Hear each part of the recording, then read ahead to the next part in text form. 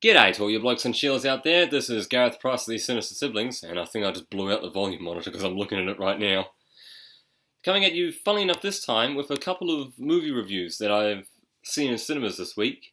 One of them was a couple of days back, the terrible excuse of a pre-sequel called Alien Covenant, and the other one was basically an action sci-fi comedy that I actually enjoyed, Guardians of the Galaxy Volume 2.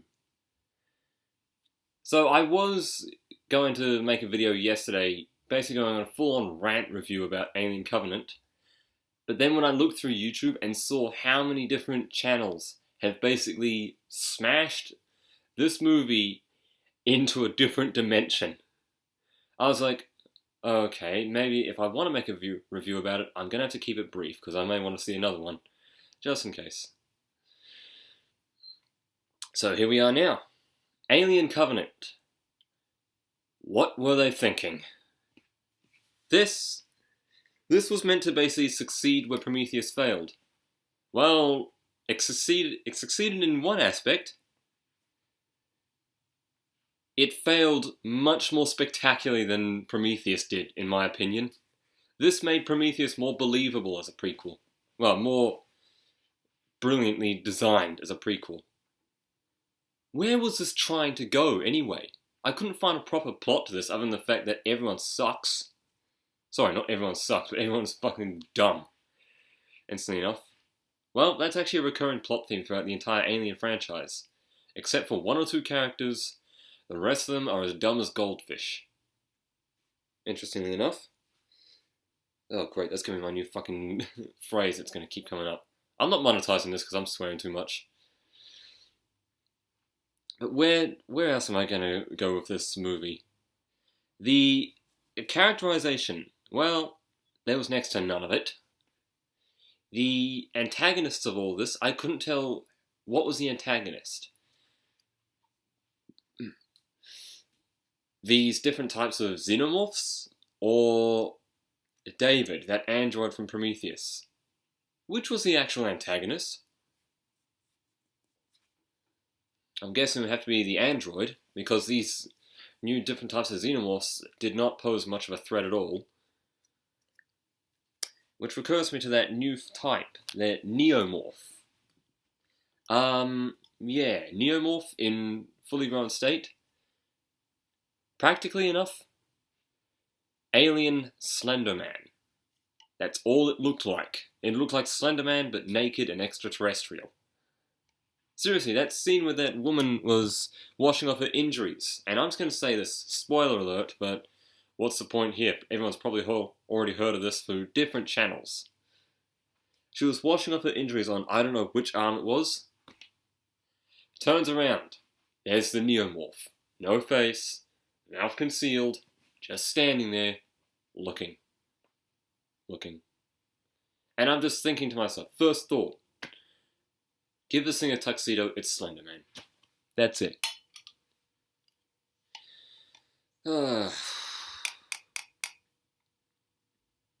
Basically, this thing was meant to either scare you, thrill you with excitement, or make you feel nauseous from the gore factor. For me, I was suppressing laughter through nearly the entire movie. If something that's meant to be horrifying is trying to make me laugh, or ends up nearly making me laugh, you know you've done something wrong. Though I'm not very easy to scare, this was just stupid. That mutagen we see in Prometheus, you release that into the sky, and a lot of people have actually agreed with me when I was leaving the theatre, because they've all done this. They've all been on both sides of this as well. You release it into the sky, it basically looked like I was watching a cheap imitation of the Flood infection, Airborne. That's it.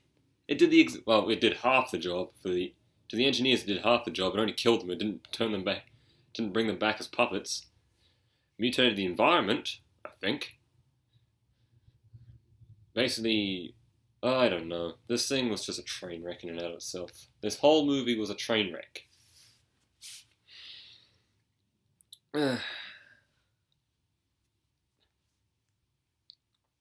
what was going through Ridley Scott's mind when he was making these scripts, when he was making this whole plot?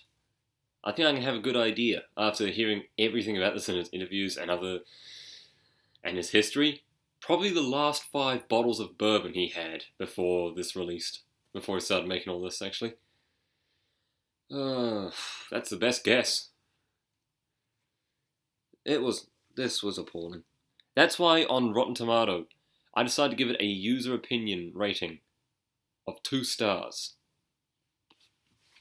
Now, let's go on to the better movies, shall we? Guardians of the Galaxy Volume 2. Holy shit, did this thing live up to its expectations.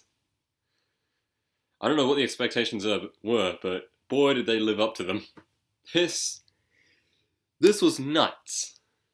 It was all over the place, but in a good way. It was the kind of, okay, well the plot's going to basically center itself back into position, into one final core element, but it was everywhere. Oh man, you had quite a few good humorous moments, quite a lot of action for what I was expecting this to make, and actually an interesting amount of characterization and development. I will admit, with one of the characters, I already forgot her name, one of the giant antennas coming off her head, I think they overdeveloped her character straight off the bat. I mean, they did give in little extra snippets through the movie, but yeah, they basically threw us the whole majority of her character and what she's capable of, what she is, all in one go. And eventually started spreading little bits out afterwards throughout the movie. Interesting idea. I can give it that.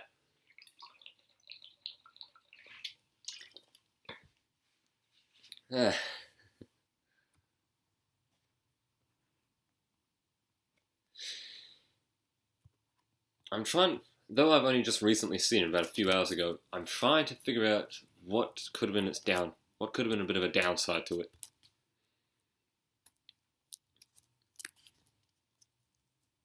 I could say how some of the villains were portrayed to be a bit, cliche. The main antagonist, I'm not even going to say it, spoilers, of course. I want to basically destroy everything sort of cliche. Well, it's not really a big cliche, but it's still a cliche. That's one of my few letdowns about it.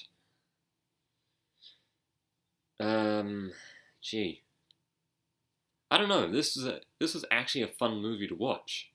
And I'm probably going to post a review on it and a rating. I'm probably going to give this thing about 3.5, maybe 4 stars.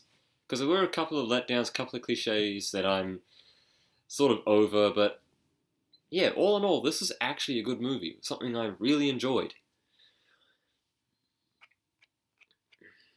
Which is more than I could say for Alien Covenant. I'm sorry. For all of you who are Alien fans, I used to be one as well. Because I used to read all the comics. Watch all the movies, even play most of the games as well. I had to go through and find all the older games to play. But no, this movie, I don't know, it made basically the expanded universe in the video games and even the comic books. It made half of that expanded universe completely obsolete. I don't get where it was going. And I don't want to get where it's going to go.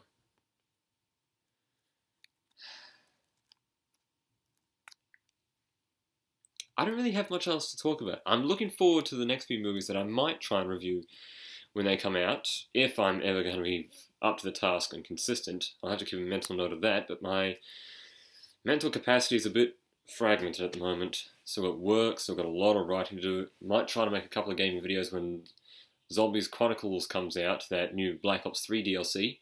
I really want to get to that, but I've got an Xbox, so I'm going to have to wait a month after the main zombie YouTubers do. Might think about doing Call of Duty World War 2 when it comes out. There's a lot of indie titles that have been coming out. A lot of the bigger YouTubers have already been playing through them, and for the most part, I've had no clue that they've been coming out until YouTube videos are just going nuts with them. A couple of animes I want to give a shout out to that I've really enjoyed. Well, a couple of animes and mangas that I've really enjoyed and I want to see more of. Monster Musume, which, or in English, well, Monster Musume, I have no idea what the rest of the title is.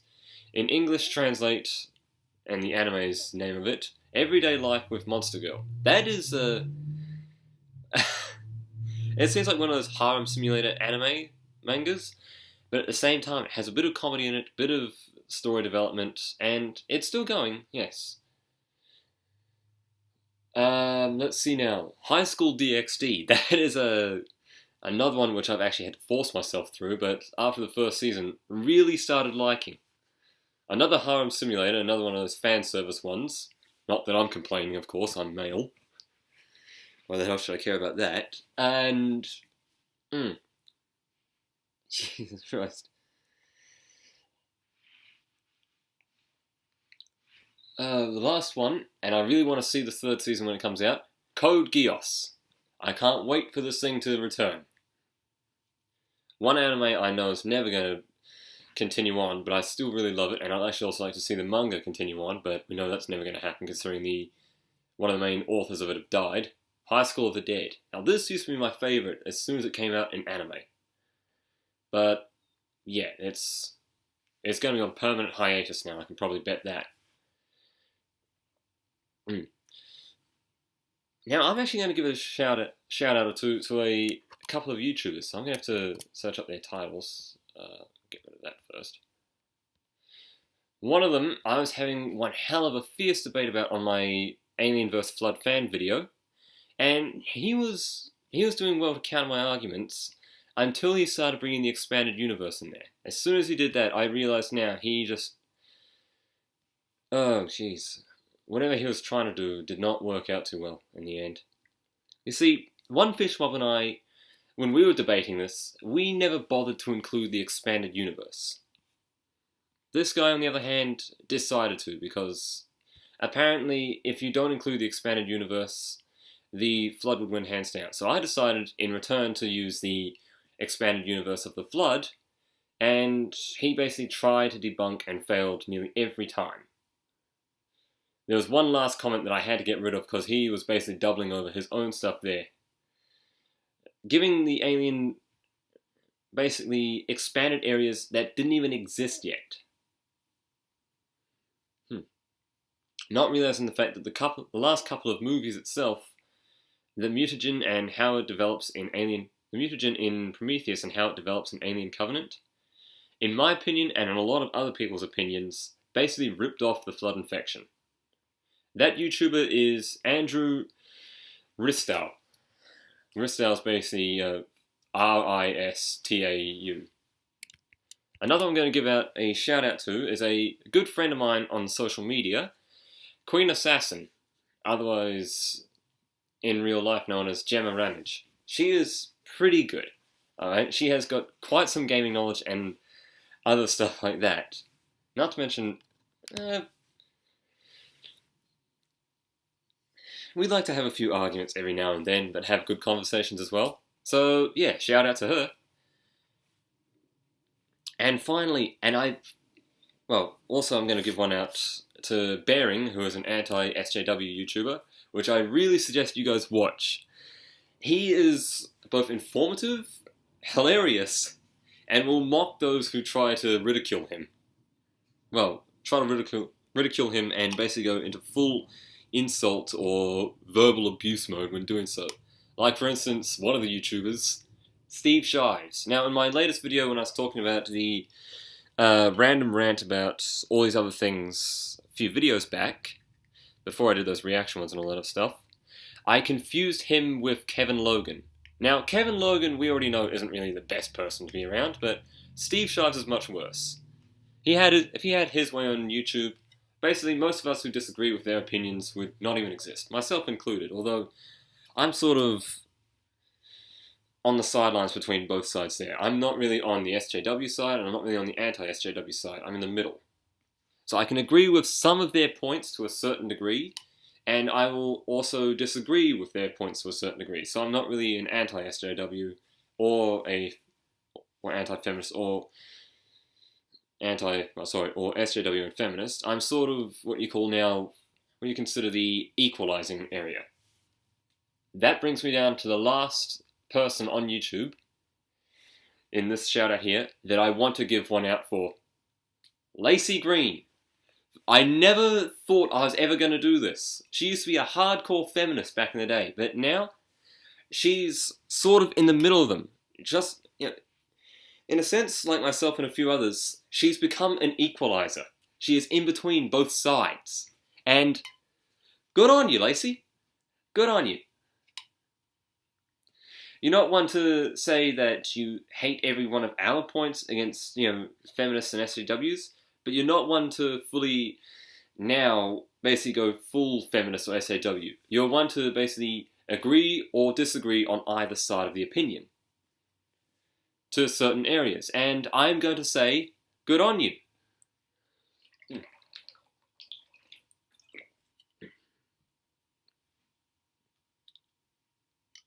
So, yeah, I think that's going to be this video over and done with.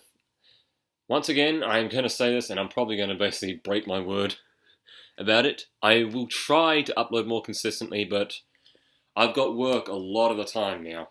So, whether it be literal, even, other stuff like that, and even sometimes having to clean all this other bullshit. I may have the time for videos, I may not have the time for videos, I don't know. I'm still trying to get the freaking Elgato to work properly. It keeps crashing out a lot. I think I may have had a faulty system. The microphone I bought here will keep cutting out, so I'm going to have to find a new one on Amazon. And, yeah, that's all I have to say. So, until next time, I'll see you all another time. Cheery! Damn it. Didn't stop. Alright, try again. Cheery!